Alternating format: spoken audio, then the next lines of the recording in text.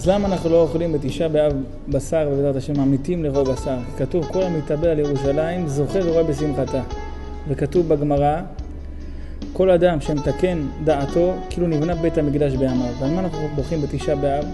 9 ימים שאנחנו מציירים בבין המצרים, לא על המרחבים שלנו. כתוב, שלמה המלך אומר, אין שמחה אלא בבשר ויין.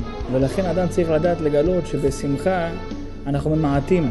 ולכן יש אדם שצריך ללמוד למעט בבשר וביין ובשמחה, כדי להגיע למיעוט של שמחה ולהבין את הצער שאין לנו בית, ואנחנו צריכים בחוכמה יבנה בית, כמו שאומר חכם באדם בספר משלי, ועדי שנבנה בחוכמה ונמית בשמחה, ואז לא נהיה עין בוכה ולב שמח, נזכה לשמוח בדברים הנכונים ולהיות עצובים בדברים הנכונים, ואז שרת דמעה לא ינהלו, ובעד השם נזכה להיות בסעודת אורו של לוויתן של ימות המשיח, אמן ואמן. החכם אלדד זמיר.